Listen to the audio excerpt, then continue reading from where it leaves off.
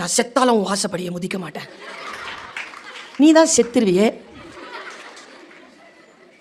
நான் செத்தாலும் உன் மூஞ்சில முடிக்க மாட்டேன். Thank you so much. நல்லாவா இருக்கும் அது? ஏய், தெரியாமத்தான் கேட்குற, தெரிஞ்சு கேட்குற, சொல்லு. ஏய், நான் ஒன்று சொல்வேன், நீ தப்பாக நினச்சிக்க மாட்டியே. தப்பாக நினைக்கிற மாதிரி ஏதோ சொல்ல போகிற, சொல்லு. I am ready. நம்ம மனசை பதற வைக்கிறது இருக்குல்ல, பதறாத. நிதானம், பதறாத. நான் ஒழுங்காக ட்ரெஸ் பண்ணிட்டு வந்திருக்கேனா? இப்படி தான் போவேன் காலேஜுக்கு.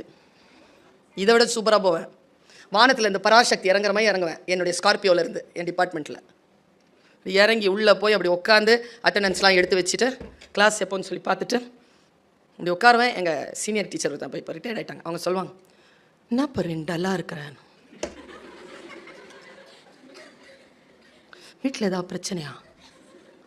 ஓ, நான் நல்லா தானே இருக்கிறேன்.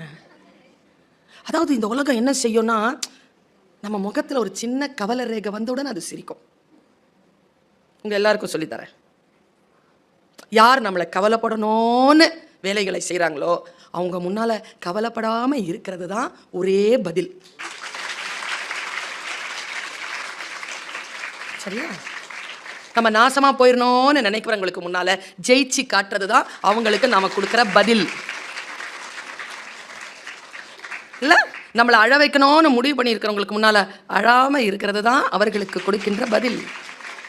என் பிள்ளைகளே, நான் எப்பொழுதும் சொல்லுகின்ற 30 ஆண்டு காலமாக எனக்கு நானே சொல்லிக் கொள்கின்ற அதே மந்திர சொல்லை தருகிறேன். உடலில் இருந்து துக்கமாக இருக்கும் பொழுது கண்ணீர் வரும். அது ரொம்ப உப்பு கரிக்கும். அப்படியே வாயில் போயிடுச்சுன்னா உப்பு கறி. ஆனால் ஒன்று சொல்கிறேன், முடிவு பண்ணிட்டேன்னு வச்சுக்கேன், அதே உப்பு தண்ணியை கண்ணிலேருந்து வழிய விடாத. இப்படி வழிய விடு. இது வழி வேர்வையாக்கு. நான் சொன்னல 33 வருஷம் உழைச்சிருக்கிறேன்னு.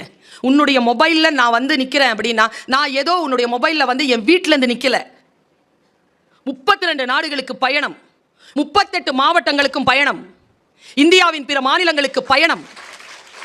என் கால்கள் இரண்டும் வீங்க வீங்க சென்று நான் பயணம் செய்து பேசினது தான் உங்கள் மொபைலில் இருந்த இடத்துலேருந்து இல்லை. ஆனால் என்ன, நல்லா நீ வந்து உன்னை நீயே தயார் பண்ணிட்டேன்னு வச்சுக்கேன். 32 நாடுகளுக்கு போயிருக்கிறனால ஒரு டிக்கெட்டை கூட என் சொந்த செலவில் வாங்கினதில்லை. பணத்தை பற்றி கவலையப்பட வேண்டாம். கற்றவருக்கு கையில் பிடிச்சிக்கோ, கல்வியை கையில்.